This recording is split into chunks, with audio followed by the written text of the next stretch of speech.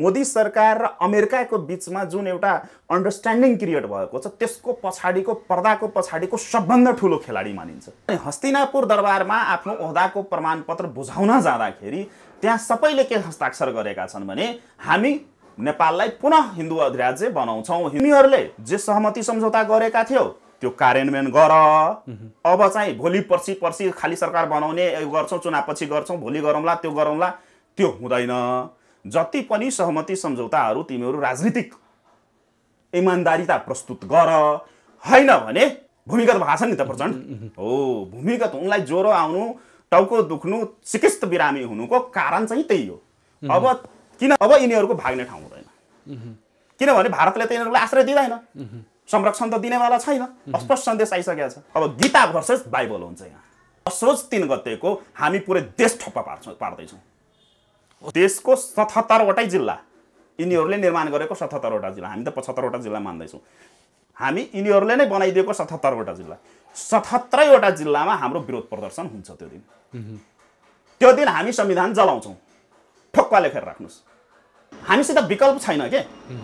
संविधान बचाउने कि देश बचाउने? देश प्यारो कि संविधान प्यारो? दल प्यारो कि व्यवस्था प्यारो? यहाँ दललाई अवलम्बन गर्ने कि देशै सिधाइदिने? दल पोस्ने कि जनता पाल्ने? यो मृत संविधानलाई विभिन्न केमिकलहरू राखेर, बायोकेमिकल मेडिसिनहरू राखेर जति दिनसम्म राखिराख्छौँ झन विकृति विसङ्गतिहरू बढ्दै जान्छ। दर्शकबिन्दहरू, यतिखेर हामीसँग कुराकानीको लागि जनतान्त्रिक तराई मुक्ति मोर्चाका अध्यक्ष डाक्टर मनोज कुमार झाजी हुनुहुन्छ। आज हामी विशेष गरी पछिल्लो समय विकसित राजनीतिक घटनाक्रममा केन्द्रित रहेर कुराकानी गर्नेछौँ। विशेष गरी भारतीय जनता पार्टीका विदेश विभाग प्रमुख विजय चौतालको नेपाल भ्रमणलाई लिएर पनि यतिखेर राजनीतिक वृत्त तातेको अवस्था छ। नेपालमा पछिल्लो समय हिन्दू राष्ट्र राज संस्थाको विषयमा चाहिँ आन्दोलन चर्किरहँदा विशेष गरी हिन्दू राष्ट्रको विषयमा यतिखेर शीर्ष नेताहरूले पनि एक किसिमको आवाज अगाडि उठाइरहेको अवस्थामा नेकपा एमाले भित्र महेश बस्नेतले जुन प्रस्ताव पेश गरे धर्मनिरपेक्षताको बारेमा समीक्षा गर्नुपर्छ भन्ने र पछिल्लो समय रविन्द्र मिश्रको प्रस्तावमा पनि धर्मनिरपेक्षताको विषयमा चाहिँ जन्म सङ्ग्रह गर्नुपर्छ भन्ने विषय अगाडि आइरहँदाखेरि विजय चौतालको नेपाल भ्रमणलाई पनि महत्त्वका साथ हेरिएको छ। यो भ्रमण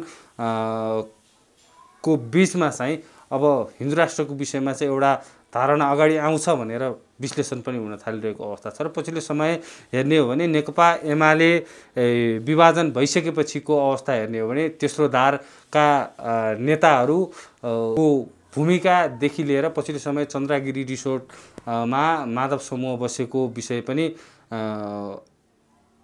अब नेकपा एमाले विभाजन भइसकेपछि दल विभाजन सम्बन्धी अध्यादेशले जुन प्रभाव पारेको छ यो आगामी दिनमा कसरी अगाडि बढ्नेछ र समग्र नेपालको राजनीति चाहिँ कतातर्फ जाँदैछ यो विषयमा कुराकानी गर्नेछौँ। स्वागत छ सर यहाँलाई इन्द्रेणी खबरमा। धन्यवाद सन्दीपजी। सर्वप्रथम विजय चौतालको नेपाल भ्रमणलाई लिएर कुराकानी गर्ने हो भने चाहिँ महत्त्वका साथ हेरिएको यो भ्रमणलाई चाहिँ तपाईँले कसरी हेर्नु भएको छ? उहाँले उपेन्द्र यादवलाई भेट्नु भएन, महन्त ठाकुरलाई भेट्नुभयो, ओली देउबा लगायत देउबा पत्नीले त राखिनै रक्षाबन्धनमा राखिनै पनि बाँधिदिनु भयो। यो बिचमा चाहिँ तपाईँ केही समय अगाडि दिल्ली भ्रमणमा निस्किनु भएको थियो। विजय चौतालसँगको तपाईँको सम्बन्धका विभिन्न तस्बिरहरू पनि तपाईँको सामाजिक सञ्जालमा देखिन्छन्। भेटघाटका कुराहरू, निकटस्थ सम्बन्धका कुरा आउँछन्। नजिकबाट यहाँले चिन्नुहुन्छ विजय चौताललाई। के छ अहिलेको भ्रमणको विषयमा चाहिँ ठ्याक्क बाहिर मिडियामा आए जस्तो सत्यता हो अथवा चाहिँ वास्तविकता अर्कै छ? के छ ठ्याक्कै बताइदिनु। धन्यवाद सन्दीपजी। अत्यन्तै गम्भीर विषयहरू उठाइदिनु हो।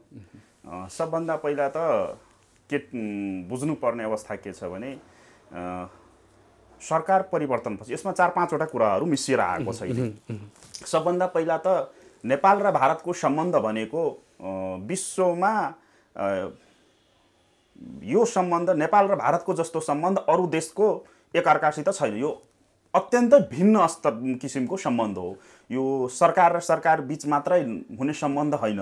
यो एक किसिमको जनस्तरबाट भनौँ सांस्कृतिक, धार्मिक, कुराहरूसँग जोडिएको सम्बन्ध हो भारत र नेपालको सम्बन्ध त्यहाँ छ। एउटा अर्को परिवेश के छ भने यसलाई पृष्ठभूमिमा केलाउँदाखेरि के छ भने सरकार परिवर्तन सँगसँगै नेपालका नेताहरू पनि र भारतका सत्ताधारी पक्ष पनि भिजिट हुने गरेको छ। एक ठाउँ एक अर्का देशमा भिजिट हुने उच्च स्तरीय भेटघाट हुने यो पहिल्यैदेखि चलिआएको विषयवस्तु सामान्य रूपले विश्लेषण गर्ने हो। पहिलो पाटोमा विश्लेषण, त्यसपछि भित्री रहस्यमा जाम्ला, त्यो छ अवस्था। पछिल्लो पटक विजय चौथेवालजी भनेको भारतीय जनता पार्टी भनेको विश्वको सबभन्दा ठुलो राजनीतिक शक्ति हो।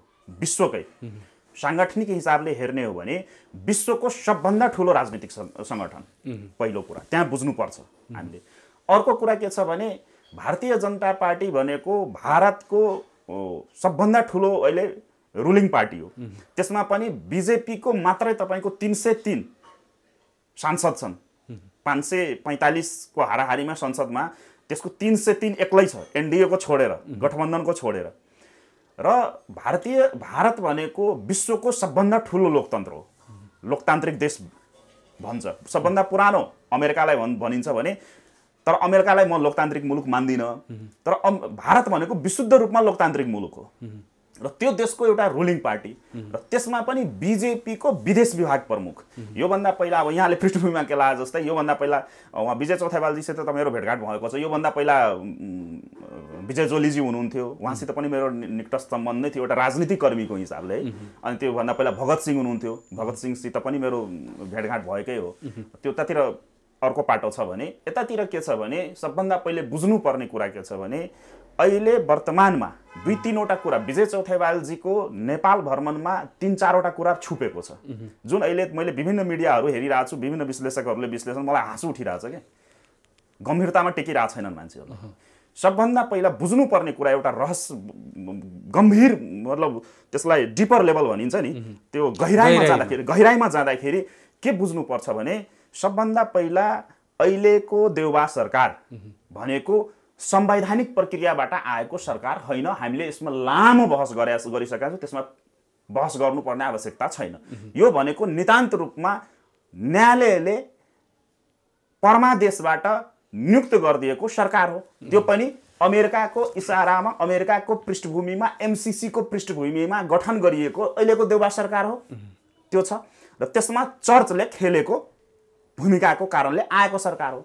यो अवस्थामा म फेरि मेरो पछिल्लो इन्द्रेणी खबरकै अन्तर्वार्तामा टेकौँ, मैले त्यति बेलै भनेको थिएँ कि अमेरिकाले एमसीसी पास गराउनलाई भारतलाई ब्याक गरेर आफू पुस गरेर अगाडि आएको अवस्था थियो। तर तपाईँ हामी जस्ता राष्ट्रभक्तहरूले सडकमा व्यापक रूपमा एमसीसीको विरोध गरेपछि जुन सरकार एक कदम पछाडि हटेको छ, त्यो अवस्थामा अमेरिका त ब्याक भयो। अमेरिकाले जतिसुकै तागत लगाउँदा पनि एमसीसी चाहिँ त्यो कानुनको रूपमा ल्याउन खोजेको एमसीसीको प्रावधानलाई त ल्याउन सकेको अवस्था छैन, भलै त्यो कार्यान्वयनमा गइसकेको अवस्था छ। त्यो भएपछि अमेरिका सरेन्डर गरेको छ, अमेरिका चाहिँ सरेन्डर गरेको छ फेरि भारतनिर। अमेरिकाले के लागेको थियो भने अब भारत नभइकन पनि हामी नेपाल ह्यान्डल गर्न सक्छौँ, त्यसलाई अमेरिकाले एउटा अहमता आएको थियो।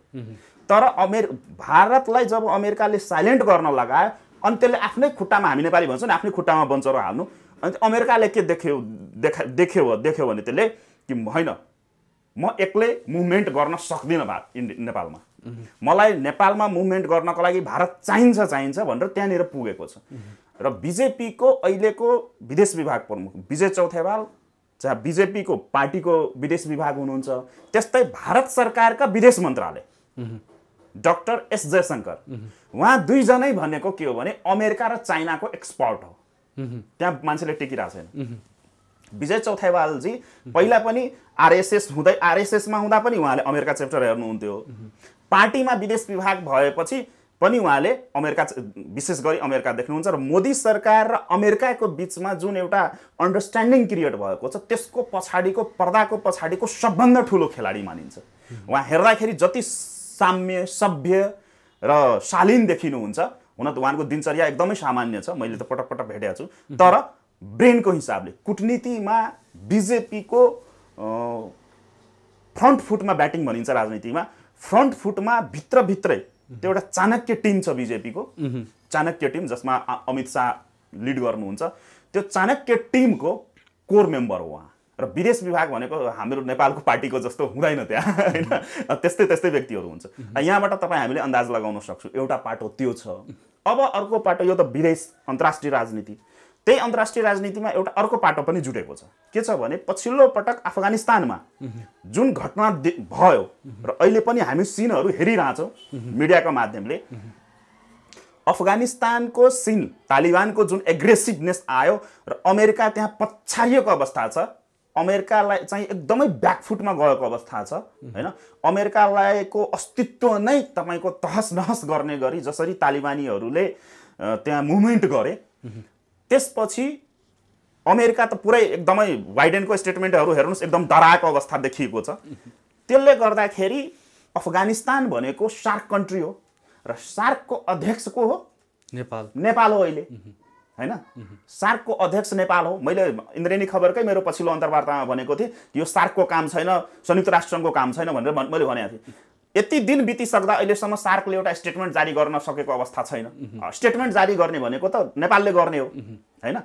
त्यो एउटा पृष्ठभूमि छ। बिमस्टेकको पनि सदस्य राष्ट्र हो नेपाल, होइन? बिमस्टेक सार्कलाई काउन्टर गर्नको लागि बिमस्टेक खडा गरिएको छ। बिमस्टेकको पनि सदस्य राष्ट्र हो नेपाल। अब के छ भने जुन अन्तर्राष्ट्रिय प्लेटफर्ममा, अन्तर्राष्ट्रिय परिदृश्यमा जो एउटा सिन देखिँदैछ, अब पुरै विश्व चाहिँ जुन एउटा राष्ट्रवादको, खोक्लो राष्ट्रवादको नारा दिएर जसरी विभिन्न देशमा विभिन्न व्यक्तिहरूले सत्ता कब्जा गरे, अब के छ भने विश्वमा खोक्लो राष्ट्रवाद र वास्तविक राष्ट्रवादीहरू बीच एउटा सत्ता सङ्घर्षको एउटा माहौल सिर्जना हुँदैछ, माहौल सिर्जना हुँदैछ। त्यो माहौललाई अफगानिस्तानले एउटा आइना देखाएको अवस्था छ, होइन? त्यसलाई आतंकवादी भनोस्, जेसुकै भनोस्, मैले त अस्ति नै भनेको थिएँ गुड टेररिज्म र ब्याड टेररिज्मको कुरा गरेको थिएँ। अमेरिकाको त टेररिज्मको व्याख्या नै छुट्टै छ, होइन? आफैले जन्माउने आतंकवाद अनि आफैले त्यसलाई विद्रोही भन्ने, कति बेला भन्ने, त्यो आफ्नो पाटो छ। मेरो पछिल्लो अन्तर्वार्तामा त्यसमा लामो विश्लेषण छ। त्यो अवस्था छ। यो सबै परिदृश्यहरूलाई हेर्नको लागि, त्यो एउटा माहौल क्रिएट गर्नको लागि पार्टीको एउटा अमुख व्यक्तिलाई अगाडि सारिएको छ। हुन त विजय चौथेवालजीको ट्विटहरू म हेरिरहेको थिएँ, उहाँले एकदम पार्टी टु पार्टीको कुरा गरिराख्नु भएको छ, होइन? त्यति मात्रै होइन, पार्टीले नै सरकार सञ्चालन गर्ने हो नि त, सत्तामा पनि त पार्टी नै छ नि त। हो, त्यो कारणले उहाँ बिजेपीको विदेश विभाग प्रमुख फर्मल रूपमा भए पनि उहाँ चाहिँ मोदीजीकै दूत बनेर नेपाल आउनु भएको हो। यो एउटा अन्तर्राष्ट्रिय परिदृश्य छ। अब हाम्रो आन्तरिक परिदृश्यमा टेको, यो एउटा पाटो छ। अब जति व्याख्या गरे पनि त्यही कुरा हो। अब अर्को पाटो के छ भने नेपालमा विगत हुन त धेरै लामो समयदेखि हिन्दू अधिराज्यको कुराहरू उठिरहेको अवस्था छ, तर पछिल्लो 2 वर्षमा जति बेला एउटा भनौँ न आन्दोलनको रूपरेखा नै सार्वजनिक गरेर मैले घोषणा गरिसकेपछि त्यसपछि विभिन्न अभियानहरू जन्मिए र विभिन्न व्यक्तिहरूले यसलाई कन्टिन्यू गरे। म मात्रै छैन, त्यसमा धेरै व्यक्तिहरू हुनुहुन्छ र विभिन्न अभियान ब्यानरहरू छन्। अब यसरी भएपछि नेपालमा जसरी तपाईँको यो नेपाललाई पुनः हिन्दू अधिराज्य बनाउनु पर्छ, त्यसरी जुन आन्दोलन उठिरहेको छ, यो आन्दोलनले कतै न कतै भारतको राजनीतिमा पनि प्रभाव पार्छ। त्यसको व्याख्या पनि प्रभाव परेको छ, त्यसैमा टेक्दैछु। त्यहाँ पनि प्रभाव पार्छ।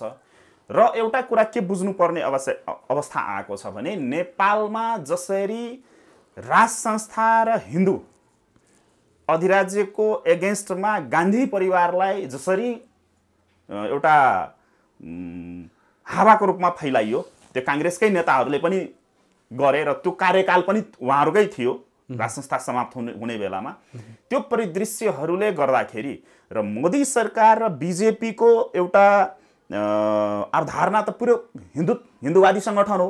उहाँहरूको मेनिफेस्टो हेऱ्यौँ भने हामी हिन्दूवादी सङ्गठन हो र मोदी सरकारले केन्द्रीय भारतको दिल्लीमा आफ्नो कब्जा जमाइसकेको यत्रो लामो समय, झन्डै 7-8 वर्ष भइसक्दा पनि यहाँका बहुसङ्ख्यक ओमकार परिवार 90% हामी भनिरहेछौँ, 90% ओमकार परिवारको बाहुल्य भएको देशमा र यति आन्दोलन हुँदाहुँदै पनि भारतले अहिलेसम्म आफ्नो धारणा सार्वजनिक गर्न नसक्नु, त्यस कारणले कतै न कतै बिजेपी प्रति नेपाली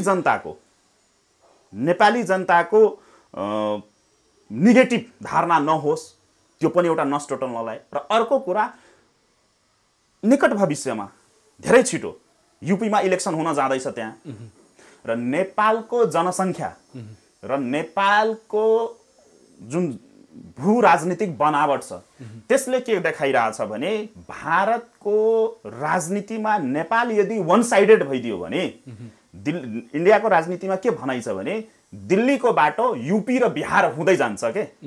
त्यो खालि भौगोलिक रूपमा भनिएको होइन, त्यो राजनीतिक रूपमा पनि भनियो। किनभने दिल्ली भनेको 545 वटा संसद छ त्यहाँ भने बिहार र युपीमा मात्रै 120 वटा सिट छ, 40 वटा सिट बिहारमा छ, यसरी बुझौँ। 80 वटा संसदीय क्षेत्र कहाँ छ? युपीमा। भनेपछि झन्डै 25% सांसद त युपी र बिहारबाट मात्रै जाँदो रहेछ। र नेपाल भनेको इन्डियाको 5 वटा स्टेटसित यसको सीमानाकाहरू जोडेर आएको छ र ठुल्ठुलो स्टेटहरू छन्। भनेपछि नेपालको राजनीतिले भारतको राजनीतिमा झन्डै 50%ले प्रभाव पार्छ। र यहाँनिर तपाईको सेन्टिमेन्ट भड्किन गयो भने भारतको इलेक्सनमा पनि यसले नकारात्मक प्रभाव पार्छ। त्यो सेन्टिमेन्ट नभड्कियोस् भनेर चाहिँ यहाँ नेताहरूलाई सुझाव दिन आएका होइन, त्यता अर्को पाटो छ, त्यतातिर फेरि अर्को पाटो छ। त्यही भन्दैछु, स्टेप फेरि छ्यासमिस हुन्छ। त्यो एउटा पाटो छ, एकदम गम्भीर कुरा गर्दैछु। त्यस कारणले त्यो पनि एउटा पक्ष छ भने अर्को पक्ष के छ भने मैले नै इन्द्रेणी खबरमै झन्डै 2-3 महिना पहिलाको इन्द्रेणी खबरको मेरो अन्तर्वार्तामा मैले एउटा ब्रेक गरेको थिएँ। विगत यो तथाकथित शान्ति प्रक्रिया पछि राजाले संसद पुनर्स्थापना गरिदिएपछि जति पनि सरकारहरू नेपालमा बने, प्रधानमन्त्री भनौँ न, जतिवटा प्रधानमन्त्री बन्यो ती सबैले के गरेका छन् भने भारत भ्रमणमा जाँदाखेरि, किनभने यहाँ प्रधानमन्त्री बन्न बित्तिकै ओहदाको प्रमाणपत्र बुझाउनलाई हस्तिनापुर दरबार जानुपर्ने हुन्छ। अनि हस्तिनापुर दरबारमा आफ्नो ओहदाको प्रमाणपत्र बुझाउन जाँदाखेरि त्यहाँ सबैले के हस्ताक्षर गरेका छन् भने हामी नेपाललाई पुनः हिन्दू अधिराज्य बनाउँछौँ, हिन्दू राष्ट्र बनाउँछौँ भनेर तिनीहरूले लिखितम गरेको छ। सबै प्रधानमन्त्री ओलीदेखि देउबासँग, देउबाको प्रचण्डले स्वयं गरेका छन्। सुन्दै जानुहोस्, प्रचण्ड बाबुराम पनि त्यही भन्दैछु म। बाबुरामले पनि हस्ताक्षर गरेका छन्, त्यही भन्दैछु म। सुन्दै जानुहोस्, मेरो इन्द्रेणी खबरमै आजभन्दा 3-4 महिना पहिलाको जुन भ्रमणलाई तपाईँले पृष्ठभूमिमा भन्नुभयो कि तपाईँको पनि निकट सम्बन्ध छ भनेर भन्न खोज्नुभयो तपाईँले, त्यसमै त्यो मेरो दिल्ली भ्रमणबाट हुँदै गर्दा जुन दिन मैले दिल्ली भ्रमणको लागि यहाँ काठमाडौँबाट निस्किँदै थिएँ त्यही दिन तपाईँले मेरो अन्तर्वार्ता लिनुभएको थियो। अचानक म निस्किने बेलामा तपाईँले मेरो अन्तर्वार्ता लिनुभएको, त्यो पनि सायद 40-45 मिनटको अन्तर्वार्ता छ। त्यही अन्तर्वार्तामा पनि मैले भनेको छु र त्यसको लिखितम प्रमाण छ। भनेपछि त्यतातिर नजाउँ, मोटामोटी कुरा के बुझ्नुहोस् भने यो 61-62 को तथाकथित जनआन्दोलन पछि जति पनि सरकार बने ती सबै सरकारले प्रधानमन्त्रीले दिल्लीमा गएर सिग्नेचर गरेका छन्, हामी हिन्दू राष्ट्र स्थापना गर्छौँ। किनभने त्यसको आधार छ क्या। किनभने बृहत शान्ति सम्झौतादेखि 12 बुँदे दिल्ली सम्झौतादेखि बृहत शान्ति सम्झौतासम्म 12 बुँदे दिल्ली सम्झौतादेखि लिएर तपाईको बृहत शान्ति सम्झौतासम्म कहीँ पनि नेपाललाई क्रिश्चियन मुलुक बनाउने कुरा त छैन त्यहाँ। त्यसको सबभन्दा ठुलो प्रमाण के हो भने अन्तरिम संविधानमा तत्कालीन नेकपा एमाले जसका महासचिव माधव कुमार नेपाल थिए उनले त नोट अफ डिसेन्टै लेखेका छन् नि त। हिन्दू अधिराज्य र राष्ट्र संस्थाको सम्बन्धमा जनमत संग्रहबाट निर्णय गर्नुपर्छ भने एमालेको धारणा हो भनेर लेखेकै छन् नि त। मैले कल्पित कुरा गरे होइन क्या, म प्रमाणै दिएर कुरा गर्दैछु। हो त्यही पृष्ठभूमि हो। अनि के छ भने दिल्लीले के गर्यो भने तिमीहरू त सहमति र सम्झौता भन्दा त बेग्लै कार्यान्वयन गर्न गयो। र अर्को प्रमाण म दिँदैछु, तपाईको त्यो 12 बुँदे दिल्ली सम्झौताका पात्रहरूकै अन्तर्वार्ताहरू हेर्नुभयो भने सीपी गजरेलकै हिजो मात्रै तपाईको एउटा इन्टरभ्यू आएको छ, त्यो अन्तर्वार्ता हेर्नुहोस् त्यसमा के भनिरहेछन् सीपी गजरेलले, बुझ्नु भएन? लगायतका धेरै नेताहरूले खोलिसके। तपाईँको अस्ति मात्र हामीहरू पछिल्लो अन्तर्वार्तामा कृष्ण सिटौलाको कुरा गरेका थियौँ हामीले। कृष्ण सिटौला त्यति बेला त प्रमुख पात्र हुन् नि त। माओवादी शान्ति प्रक्रिया तथाकथित शान्ति प्रक्रियालाई एउटा दिनमा त गिरिजाप्रसाद कोइरालाको तर्फबाट त प्रधान सेनापति नै थिए नि, उनी राजनीतिक सेनापति भएर त काम उनले खुद भनिसके। भनेपछि के छ भने त्यति बेला क्रिश्चियनहरूको युरोपियन युनियनको दबाव प्रभाव र डलरमा, यसरी बुझ्नुहोस्, डलरको प्रभावमा पढेर आफ्नो 100 पुस्ता पुग्ने सम्पत्ति, अकुत सम्पत्ति थुपार्नको लागि र विदेशी स्वार्थहरू पूर्ति गर्नको लागि भारतलाई पनि तपाईँको यिनीहरूले के गरे भने लात हानेको अवस्था थियो। अनि भारत यति अहिलेसम्म वेट एन्ड सीमा थियो क्या, गर्छन् नि भनेर पर्खिरहेको अवस्था थियो। तर अहिलेको जुन मैले अघि नै भने नि त्यो चुनाव यताउति राजनीतिक परिदृश्यहरूले गर्दाखेरि भारत एकदमै झस्केर आएको छ।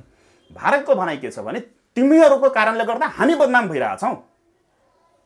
र अर्को कुरा के छ भने सँगसँगै जुन दिन संसद पुनर्स्थापना गरे श्रीपाद महाराज ज्ञानेन्द्र वीर विक्रम शाहदेवले, त्यो राति दिल्लीकै मध्यस्थतामा त्यो त्यति बेलाका भारतीय राजदूत, त्यसपछि पोलिटिकली डाक्टर करण सिंह, त्यसपछि माओवादीको तर्फबाट यिनीहरूका गडफादर सीताराम येचुरी, यिनीहरूकै उपस्थितिमा, यो 3 जनाकै उपस्थितिमा गिरिजाप्रसाद कोइराला, किनभने 8 दलका सर्वोच्च कमान्डर त गिरिजाप्रसाद कोइराला थिए, गिरिजाप्रसाद कोइराला र राजाबीच 5 बुँदे सहमति भएको छ। त्यो पनि मैले नै खोल्या हो इन्द्रेणी खबरमा। अहिले धेरै मान्छेले बोल्न थालेको छ। सबभन्दा पहिला त इन्द्रेणी खबरले नै ब्रेक गरेको थियो कुरा।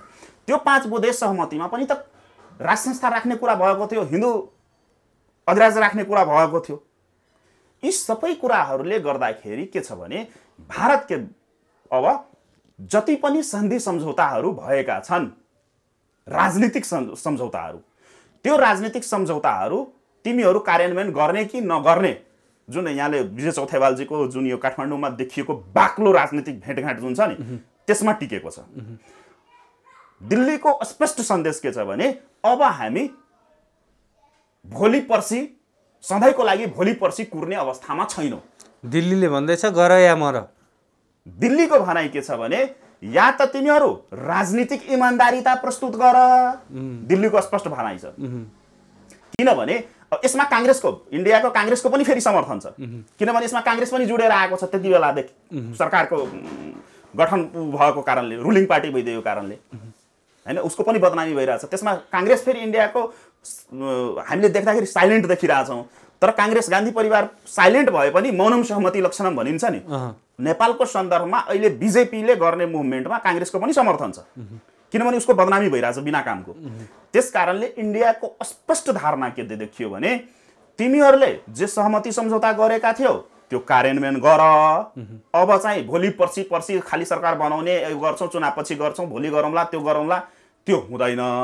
जति पनि सहमति सम्झौताहरू तिमीहरू राजनीतिक इमान्दारिता प्रस्तुत गर, होइन भने अब जुन नेपाली जनताले यदि त्यस्तो किसिमको कुनै एग्रेसिभ मुभमेन्ट गर्यो भने हामी तिमीहरूलाई संरक्षण दिने पक्षमा छैनौँ, सिधा तपाईँको।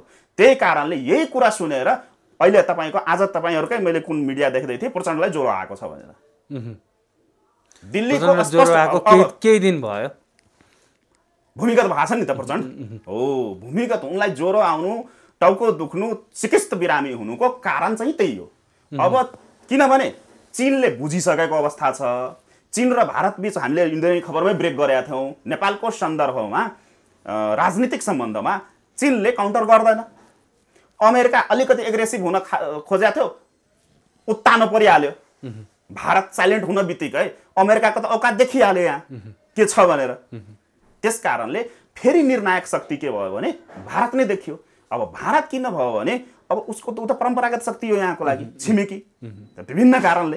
अब त्यो छ सन्देश। अब यसमा के छ भने अब बुझ्नुपर्ने कुरा के छ भने यसको मतलब यो होइन कि भारतले गराइदिँदैछ।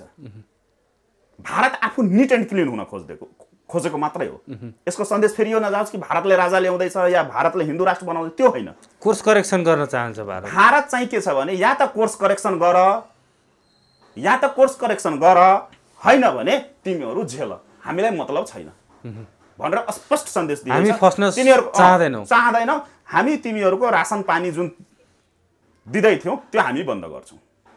भारतको स्पष्ट सन्देश। यसको मतलब अब टुङ्ग्याउँ यसले, जति चिर्दा पनि त्यही आउँछ कुरा। भारतको सन्देश, मोदी सरकारको सन्देश, बीजेपी पार्टीको सन्देश, आरएसएस को सन्देश। भारतबाट रासन पानी खाने नेताहरूको रासन पानी रद्द हुन्छ। त्यही भन्दैछु। अब भारतले के गरेको छ भने यो भिजिटमै तपाईँले देख्नुहोस् न के भइरहेछ। बाबुरामलाई भेटे त। अब भोलि अब अर्को सूचना पनि एउटा फ्ल्यास गरौँला। बाबुरामले त अहिले अन्तर्वार्ता लिँदासम्म त बाबुरामले भेटेका छैन, उपेन्द्र यादवलाई भेटेका छैन, जबकि माओवादीको तेस्रो स्तरका नेता वर्षमान पुनले गएर भेटे, आफै गएर भेटे, मोहन ठाकुरलाई भेटे, आफै विजय चौथावालजी आफै गएर उहाँको निवासमा गएर भेट्नुभयो। केही नेता मेरिट होटलमा गएर भेट्दैछन् हैन। तर प्योरली जुन चर्चको कित्तामा उभिएका नेताहरूलाई त उहाँले दर्शन भेट दिनु भएन। जबकि बाबुराम भट्टराईले प्रत्येक दिन उहाँ विजय चौथेवालको भ्रमण फ्ल्यास भएदेखि तपाईँको प्रतिदिन 100 ठाउँबाट एप्रोच गराउँदैछ भेट्नलाई। यहाँसम्म मैले सूचना पाएको छु बाबुरामले कमसेकम 5 मिनटको लागि पनि भेट पाऊँ भनेर, कमसेकम फोटो खिचाउन पाऊँ भनेर दर्शन भेटको लागि बिन्ती टक्राई तपाईँको लेन्चोरमा राजदूतावासमा, राजदूतको त कुरै छोडिदिनुहोस्, काउन्सिलरसम्मलाई कन्भिन्स गरेको अवस्था देखियो उपेन्द्र यादव र बाबुरामको। 5 मिनट पनि भेट नपाउने अहिलेसम्म पाएका छैनन्। अब भोलि केही होला त्यो त भन्न सकिँदैन, राजनीति हो। तपाईँ राजदूतावासको काउन्सिलरले बिन्ती पत्र चढाइरहेछन्। राजदूतावासको काउन्सिलर भनेको त अधिकृत स्तरको मान्छे हो, 3rd क्लास अफिसर। त्यसलाई त्यसको खुट्टा ढोगिरहेछन् तर भेटे पाएका छैनन् भनेपछि अब के छ भने यो सबै कुरालाई सिध्याउँ। अब के छ भने भारत स्पष्ट भनिसक्यो, या त तपाईँहरू राजनीतिक इमानदारिता कायम गर्नुहोस्, निषेधको राजनीतिलाई त्याग्नुहोस् र एउटा राष्ट्रिय सहमति कायम गर्नुहोस्। दलीय सहमति होइन, राष्ट्रिय सहमति।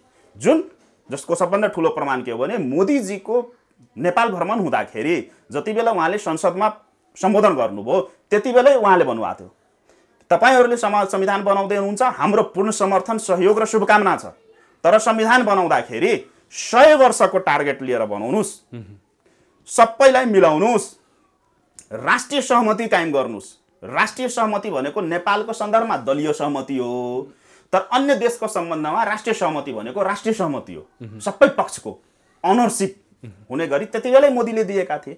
र जति बेला संविधान जारी हुँदाखेरि तत्काल अहिलेका विदेश मन्त्री र तत्कालीन विदेश सचिव एस जयशंकरजीको नेपाल आउनुको कारण पनि त्यही थियो। मैले इन्द्रेणी खबरमै ब्रेक गरेँ थिएँ, यहाँ त धेरै थरी विश्लेषण भएको थियो, तर मैले प्रमाणसहित भनेको छु। एस जयशंकरको त्यति बेलाको भ्रमण पनि त्यही थियो कि तपाईँहरू संविधान जारी गर्दै हुनुहुन्छ भने अब संविधान जे भयो, तर जुन अन्डरस्ट्यान्डिङ भएको छ राजनीतिक सहमतिहरू अहिलेसम्म सबै पक्षलाई समेटेर सबै पक्षलाई स्पेस दिएर तपाईँहरू संविधान जारी गर्नुहोस् भन्दाखेरि तपाईँको प्रचण्डले पनि मानेका थिए, केपी ओलीले पनि मानेका थिए, तर 2 जनाले नमानेको कारणले गर्दाखेरि त्यो त्यत्रो बवन्डर हुन गयो। त्यो 2 जनाको नाम चाहिँ सुशील कोइराला मरेर गए, सुशील कोइराला र बाबुराम भट्टराई। यो 2 जना बाहेक सबैले मानेका थिए। तर के थियो भने त्यति बेला बाबुराम भट्टराईले सिग्नेचर नगरेपछि संविधानै जारी हुँदैन थियो। राजनीतिक संवाद तथा सहमति समितिको संयोजक थियो उनी, उनकै टेबलबाट संविधान अगाडि बढ्नु पर्थ्यो र त्यो नौटङ्कीहरू पनि त्यही कारणले भएको थियो। बाबुराम नजाने, बैठकमा नबस्ने कुराहरू भएको थियो नि, 1-2 महिनासम्म लम्ब्याए नि हो। त्यस कारणले अब भारत के पक्षमा छ भने यही संविधानलाई 2टा बाटो छ। यो संविधानलाई नै सर्वस्वीकार्य बनाउनुहोस्, संविधान संशोधन गरेर अगाडि बढ्नुहोस्, सबै पक्षलाई समेट्नुहोस्, अनि त्यसपछि निर्वाचन गराएर जे प्रक्रिया हुन्छ लोकतान्त्रिक प्रक्रियामा अगाडि बढ्नुहोस्।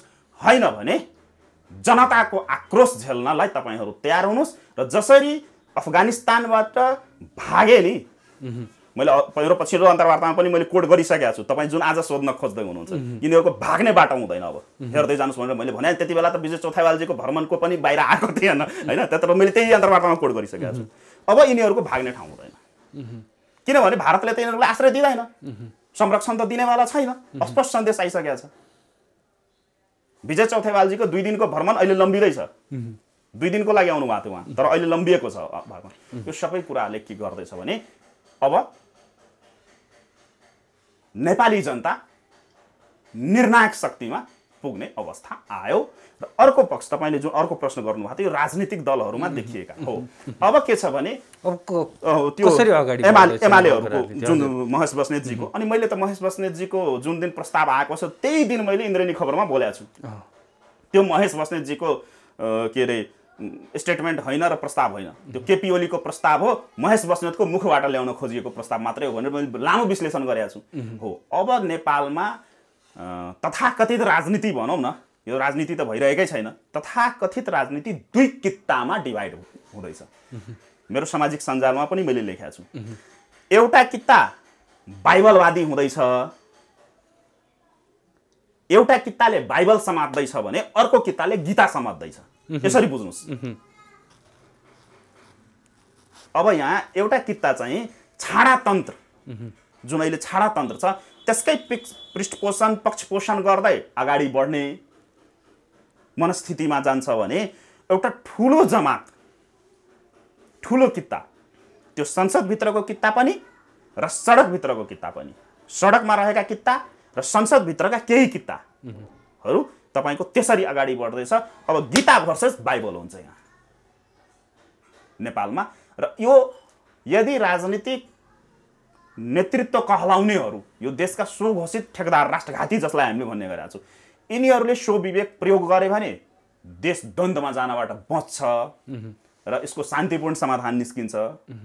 सामान्य कुरा हो नि, तपाईँको संसदको बैठक बोलाएर मजाले संविधान संशोधन गरिदियो भने इजिली हुन्छ, केही पनि हुँदैन।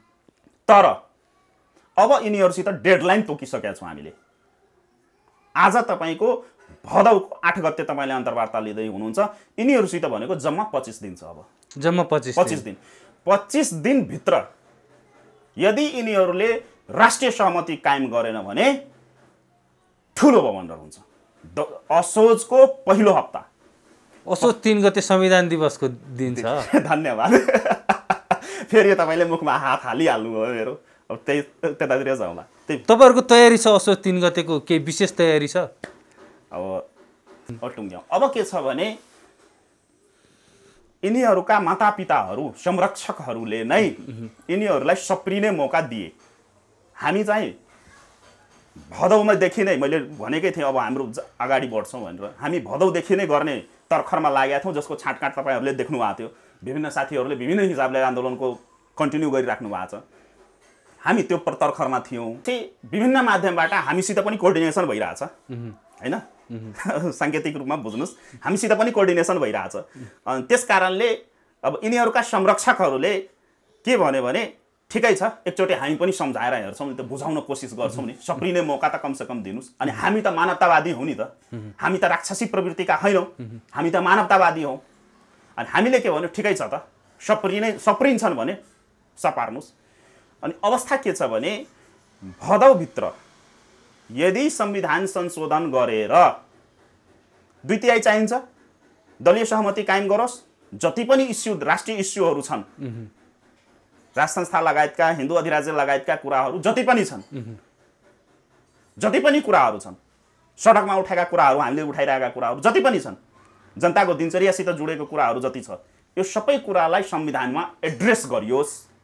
यदि त्यो गरिएन भने, मैले अघि नै भने नि, असोजको पहिलो हप्ता भनेको तपाईँले डेटै टिर्दिनु भयो, ठिकै छ, धन्यवाद।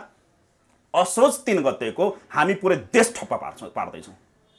असोज 3 गते पुरै देश ठप्प पार्दैछौँ। संविधान दिवसको दिन देश ठप्प हुन्छ। हैन, संविधान दिवस त यिनीहरूको लागि हो नि त। तपाईँ कस्तो कुरा गर्नुहुन्छ? यही संविधानलाई संशोधन गरेर अगाडि बढ्ने भनेर तपाईँ आफै त्यो माग राखिरहनु भएको छ। अनि मैले के भने त, मैले त्यही त भन्दैछु, यदि यिनीहरू सप्रिय संविधानमा संशोधन गरे हैन, संविधानमा संशोधन गरेर गर्छन्, यदि हामीलाई त विश्वास छैन, हामीलाई त विश्वास छैन, र जसको बलमा यिनीहरू कुदिरहेथे, जसको बलमा कुदिरहेथे, उफ्रिरहेथे यिनीहरू, तिनीहरूले पनि भनिदिइसकेको अवस्था छ, निर्देशन दिइसकेको अवस्था छ भने अब यिनीहरूले के गर्नु पर्यो भने यो मुन्डु मुन्डु भुसुण्डहरूले, यो ब्वासा र कागहरू जुन यो सिंहदरबारमा कब्जा जमाएर बसेका ब्वासा र कागहरूले तत्काल दलीय सहमति कायम गरेर यो संविधानलाई सर्वस्वीकार्य बनाउनु पर्यो हैन, सबै पक्षलाई ल्याउनु पर्यो। राष्ट्रिय सहमति कायम गर्नु पर्यो, बुझ्नु भएन? स्पष्ट छ नि, यसमा त कुनै मैले राजनीतिक भाषै प्रयोग गरेको छैन। राष्ट्रिय सहमति, मैले पटक पटक भन्दैछु, राष्ट्रिय सहमति, नट ओन्ली पोलिटिकल, यो दलीय सहमति होइन, राष्ट्रिय सहमतिको कुरा गर्दैछु म। राष्ट्रिय सहमति कायम गर्नु पर्यो। त्यसको लागि हामी 25 दिनको यिनीहरूलाई अल्टिमेटम दियौँ, होइन? यदि त्यसो भएन भने हाम्रो तयारी पूर्ण रूपमा छ। असोज 3 गते जुन दिनलाई यिनीहरूले संविधान दिवस भनेका छन्, यो संविधानलाई त हामीले मानेकै छैनौँ। तपाईँहरूले एक दिन देश ठप्प पार्नुहुन्छ, पाउने दुःख त जनताले हो नि? होइन, हामी जनतालाई दुःख दिनेवाला छैनौँ। त्यही सुन, अब यतातिर जाउँ। हामी के गर्दैछौँ भने हामीले त यो संविधान मानेकै छैनौँ, यसलाई त हामीले कालो संविधान भनेका छौँ। र नेपालको 90% जनताले, नेपालको 90% जनताले यसलाई कालो संविधान भनेको छ। यो त कालो संविधान हो, हामीले कालो संविधान भनेर घोषणा गरेको छौँ। राष्ट्रघाती, जनघाती संविधान त भनिरहेकै छौँ, हामीले त निरन्तर आन्दोलन गरिरहेछौँ। त्यो दिन हामी काठमाडौँ सहित देशको 77वटै जिल्ला, यिनीहरूले निर्माण गरेको 77वटा जिल्ला, हामी त 75वटा जिल्ला मान्दैछौँ, हामी यिनीहरूले नै बनाइदिएको 77वटा जिल्ला, 77वटा जिल्लामा हाम्रो विरोध प्रदर्शन हुन्छ। त्यो दिन हामी संविधान जलाउँछौँ, ठोक्का लेखेर राख्नुहोस्। त्यो दिन हामी, हुन त पोहोर साल पनि हामीले संविधान जलाएको थियो, तपाईँकै इन्द्रेणी खबरकै हेर्दा पनि हुन्छ। पोहोर साल हामीले व्यापक रूपमा हाम्रै नेतृत्वमा सिराहामा, जनकपुरमा, सप्तरीमा संविधान जलाइएको थियो, पोहोर साल पनि। र यसपालि हामी राष्ट्रव्यापी रूपमा संविधान जलाउँछौँ। यदि हाम्रो शान्तिपूर्ण कार्यक्रम हुन्छ, एकदमै शान्तिपूर्ण कार्यक्रम, नारा जुलुसदेखि लिएर हाम्रो त अधिकार हो नि, संविधानको प्रस्तावनामै लेखिएको छ नि विरोध गर्न पाउने अधिकार। हामी संविधान जलाउँछौँ त्यो दिन। हामीलाई रोक्ने, टोक्ने र बल प्रयोग गर्ने, जसरी हामीले पृथ्वीनारायण शाहलाई, ब्राह्मणाधिराज पृथ्वीनारायण शाहलाई जयन्तीको दिनमा जसरी हामीले माला अर्पण गर्दाखेरि हाम्रो माला चुडायो, त्यो दिन हामीले बर्दाश्त गर्यौँ। तर त्यो दिन यदि हामीहरूमाथि अनावश्यक बल प्रयोग गर्यो, अनावश्यक रूपमा दुःख दिने काम गर्यो भने जनस्तरबाट प्रतिकार हुन्छ र त्यही दिनबाट आन्दोलनले निरन्तरता पाउँछ र सम्भवतः सिंहदरबार कब्जा हुन्छ। ठोक्कर लेखेर राख्नुहोस् तपाईँ। त्यसपछि हामी छोड्दैनौँ, त्यही दिन त्यहीबाट हुन्छ। 25 दिन जम्मा 25 दिन। असोजको 3 गते हामी संविधान किन, यसको कारणहरू छ, सिम्पल कुरा। सबभन्दा पहिला मैले नै इन्द्रेणी खबरमै भन्दै आएको, जसले यो संविधान बनाए पात्रहरू, ती पात्रहरूको प्रवृत्ति के गरे भने यिनीहरूले सडकमै यो संविधान च्याते, सडकमै यो संविधानलाई सार्वजनिक रूपले बलात्कार गरे नि त। हामीले त भनिरहेको छैनौँ नि, संविधानमा हुँदै नभएका कुराहरू गरे। त्यति मात्रै गरेन, यो संविधानलाई च्यातेर बलात्कृत गरेर यो संविधानले कहाँ पुर्याए? आइसियुको भेन्टिलेटरमा पुर्याए। र त्यो पछि के गरियो भने गत असाढको 28 गते यो संविधानलाई त मृत घोषणा गरियो। अब मृत, हामी त सनातनी परम्परालाई मान्ने शक्ति हौ नि त, हामी तपाईँ त सनातनी हो नि त, हामी क्रिस्चियन होइनौँ नि, गाईको रगतबाट बनेको होली वाइन सेवनकर्ता त होइनौँ नि हामी त सनातन परम्परा मान्ने हो नि त। अनि सनातन परम्परालाई के भन्छ भने मृत चिजलाई घर परिवारमा धेरै दिन राख्नु हुँदैन, त्यसले धेरै ठुलो अनिष्ट ल्याउँछ। जब यो संविधान, जसलाई मैले टेरर म्यानिफेस्टो भन्ने गरेका छु, यो तपाईँको बाइबलबाट प्रेरित संविधान आएपछि देशमा हेर्नुहोस् त के विकृतिहरू आयो। सीमा मिच्यो, सिंहदरबार कब्जा भयो, देशको कुनै पनि निकाय स्वतन्त्र छ त भनेपछि, जब यो संविधान जीवित हुँदाखेरि यत्रो बबन्डर भयो देशमा भनेपछि यो मरिसकेको संविधानलाई कति दिन राख्ने त? त्यसकारणले असोज 3 गते जुन यो संविधानको जन्म दिवस, यो टेरर म्यानिफेस्टो बाइबलद्वारा निर्देशित टेरर म्यानिफेस्टोको जन्म दिवसकै दिन शुभ मुहुर्त हामीले निकालेका छौँ। त्यो जन्मदिनकै दिनमा यसको दाह संस्कार गरिदिने, त्यो दिन विधिवत रूपमा पुरै पौराणिक विधिबाट तपाईँको हाम्रो परम्परा जुन छ दाह संस्कारको परम्पराबाटै हामी त्यो दिन यसलाई दाह संस्कार गरेर अगाडि बढ्छौँ। किनभने यो संविधानलाई बचाउनको लागि अवस्था के छ सन्दीपजी, बुझ्नुपर्ने कुरा के छ भने हामीसित विकल्प छैन के। संविधान बचाउने कि देश बचाउने? देश प्यारो कि संविधान प्यारो? दल प्यारो कि व्यवस्था प्यारो? यहाँ दललाई अवलम्बन गर्ने कि देशै सिधाइदिने? दल पोस्ने कि जनता पाल्ने? यदि हामी यस्तो अवस्थामा पुगिसकेका छौँ कि अब यो संविधानलाई, मृत संविधानलाई यहाँ राखिराख्यो भने यसले झन् अशुभहरू गर्छ र यो मृत वस्तुलाई राखिराख्दाखेरि देश नै सिद्धिने बेला आयो। अनि देशलाई त सिद्ध्याउनु भएन नि। यो दलहरूलाई पोस्ने कि जनता पाल्ने? जनताको दिनचर्या हेर्ने? कति दिनसम्म थेगेर बस्ने? हेर्नुहोस् त भ्रष्टाचारको कुराहरू मैले त आरोप लाग्ने स्विस ब्याङ्कले भनिसक्यो। काण्डहरू हेर्नुहोस् त। अनि यिनीहरूको गतिविधि हेर्नुहोस् त। संविधानले 40% भनिरहेछ, दल र के अरे संविधान लेख्ने बेलामा लेख्ने 40% पार्टीको कार्य समितिमा पनि र के अरे संसदमा पनि 40%। अनि सरकार बचाउनको लागि, सरकार बनाउनको लागि, तपाईको सिंहदरबारमा फोटो झुन्ड्याउनको लागि, सुखसेल गर्नको लागि, आफ्ना छोरा बुहारी नाति नातिना को अवैध सन्तानहरूलाई पनि पोस्न पाल्नको लागि यो के हो? के नटङ्गी गरेको यो? 20%मा झार्ने हो? के गरेको यो? केपी ओलीले 40% राख्दाखेरि वालाई रमा परिवर्तन गर्दाखेरि एउटा अक्षर परिवर्तन मात्रै गरेको थियो नि त। केपी ओलीले उखानटुके महाराजको पालामा संविधानमा भएको व्यवस्था, दल फुटाउने व्यवस्थालाई रलाई वा बनाएको थियो। एउटा अक्षर परिवर्तन गर्दाखेरि त्यो प्रतिगामी हुने, करोडौं रुपियाँ खर्च गरेर लुटेको सम्पत्तिहरूबाट खर्च गरेर चन्दा आतंक मचाएर जिउँदै मान्छे जलायो ट्याक्सीवालालाई, बन्दी समेतको कार्यक्रम गरेर अनि तपाईको भन्ने अग्रगमन रे। अहिले तपाईले त्यो र वा हैन पुरै संविधानको मर्मै भावनालाई कुल्चेर न संविधानको मर्मसित त्यसको लेनादेना छ, न भावनासित लेनादेना छ। अनि के गरेको भनेपछि मृत अवस्था, मैले त्यही भने यो संविधान मृत भइसकेको छ। अनि मृतलाई कति दिन राख्नुहुन्छ तपाईँ? जति दिन यो संविधान, अब यो मृत संविधानलाई विभिन्न केमिकलहरू राखेर, बायोकेमिकल मेडिसिनहरू राखेर जति दिनसम्म राखिराख्छौँ झन् विकृति विसङ्गतिहरू बढ्दै जान्छ। हुन्छ, हामी अन्तिम चरणमा छौँ। अब अन्तिममा सर्वसाधारणलाई केही भन्न चाहनुहुन्छ? जस्तो तपाईँले जुन कार्यक्रम राख्नु भएको छ त्यसको तयारी पनि गरिरहनु भएको होला, के भन्न चाहनुहुन्छ यतिखेर? एकदमै धन्यवाद सन्दीपजी।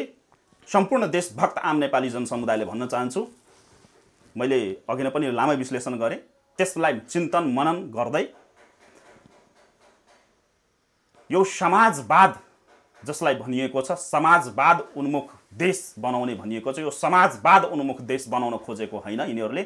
यो बाइबलवादतिर उन्मुख देश भयो। यो धर्मनिरपेक्षता भनेको कोरोनाकै समगोत्री हो।